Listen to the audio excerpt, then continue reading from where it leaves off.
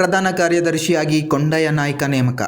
ಕರ್ನಾಟಕ ವಾಲ್ಮೀಕಿ ನಾಯಕ ಮಹಾಸಭಾ ರಾಯಚೂರು ಜಿಲ್ಲಾಧ್ಯಕ್ಷ ಬಿ ರಾಮಣ್ಣ ನಾಯ್ಕ ಅವರ ಆದೇಶದ ಮೇರೆಗೆ ಮಾನ್ವಿ ತಾಲೂಕಿನ ಘಟಕಕ್ಕೆ ಕೊಂಡಯ್ಯ ನಾಯ್ಕ ಅವರನ್ನು ತಾಲೂಕು ಪ್ರಧಾನ ಕಾರ್ಯದರ್ಶಿಯಾಗಿ ನೇಮಕ ಮಾಡಲಾಗಿದೆ ಎಂದು ತಾಲೂಕಾಧ್ಯಕ್ಷ ದೇವಣ್ಣ ನಾಯ್ಕ ತಿಳಿಸಿದ್ದಾರೆ.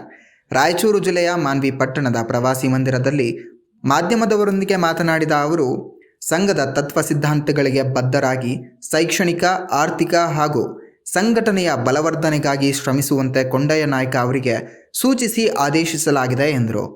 ಈ ಸಂದರ್ಭದಲ್ಲಿ ತಾಲೂಕು ಪ್ರಧಾನ ಕಾರ್ಯದರ್ಶಿಯಾಗಿ ಆಯ್ಕೆಯಾದ ಕೊಂಡಯ್ಯ ನಾಯ್ಕ ಅವರಿಗೆ ಅವರ ಅಭಿಮಾನಿ ಬಳಗದಿಂದ ಸನ್ಮಾನಿಸಿ ಗೌರವಿಸಲಾಯಿತು.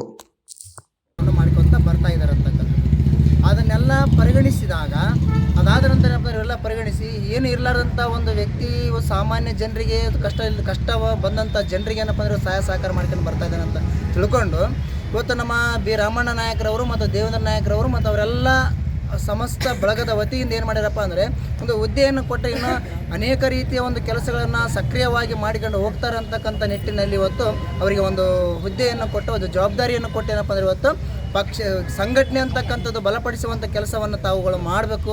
ಇವತ್ತು ಸಾಮಾಜಿಕವಾಗಿ ಆಗಿರ್ಬೋದು, ಆರ್ಥಿಕವಾಗಿ ಆಗಿರ್ಬೋದು, ಶೈಕ್ಷಣಿಕವಾಗಿ ಆಗಿರ್ಬೋದು, ಇವತ್ತು ಸಂಘಟನೆ ಬಲವರ್ಧನೆಗಾಗಿ ಇವತ್ತು ಕೆಲಸವನ್ನು ಮಾಡಬೇಕು ಅಂತಕ್ಕಂಥ ಒಂದು ನಿಟ್ಟಿನಲ್ಲಿ ಇವತ್ತು ಆದೇಶವನ್ನು ಹೊರಡಿಸಿರ್ತಕ್ಕಂಥದ್ದು. ಇಲ್ಲಿ ಯಾವುದೇ ಸಂಘಟನೆಗೆ ಬಂದಾಗ ಯಾವುದೇ ಸ್ವಾರ್ಥ ಇರಬಾರ್ದು.